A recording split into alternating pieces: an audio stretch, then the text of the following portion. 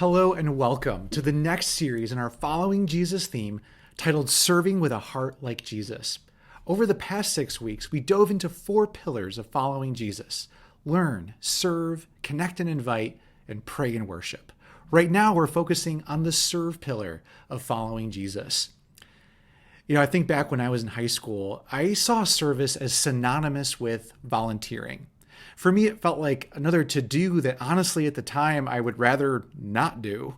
My dad would talk about service as an important part of being a well-rounded college applicant, which of course really meant that service was not about the people I was serving, but was for my own advancement. Now, that's definitely not what Jesus calls us to when he tells us to love our neighbor as ourselves. And we heard in the gospel that the greatest in Jesus' view is the one who is a servant. So if we want to live a life of true greatness, we can't ignore service. In our world of convenience and contactless transactions, we have to work especially hard to seek out ways to serve with a heart like Jesus more than ever before. The challenge is for us in our world of convenience to be willing to be inconvenienced for others. When I was in college, my view of service changed. I participated in a ministry that would prepare food for the homeless and then go out as a group on the streets to find people who were begging for food. We would distribute the food, of course, but just as important was the time we'd spend with that person in conversation, asking their name, simply listening. Now, these people were basically ignored all day, but for 5 or 10 minutes, they would have all of our attention. I was really moved by how some students would even sit down on the sidewalk next to those people. And this certainly turned the heads of people who were walking by. It was so countercultural.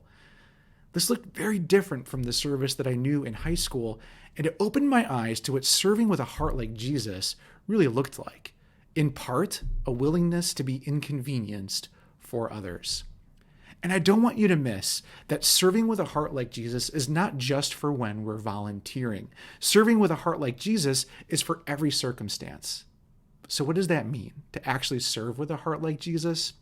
Well, I believe that when Jesus looked at people in the Gospels, that he really saw them, that this person occupies God's thoughts. And I imagine, like a parent, being concerned about them and hoping and dreaming for the best for them. That's how God looks at that person. That God would do anything for them. In other words, serving with a heart like Jesus means seeing that person as God's child. And we have the opportunity to bring Christ's presence into every interaction because of our identity as Catholic Christians.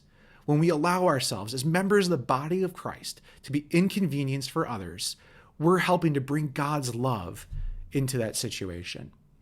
So pray for the grace to see yourself as a conduit of God's love, to see those we serve more the way God sees them, and to be open to being inconvenienced for others. That is serving with a heart like Jesus. We'll see you Sunday.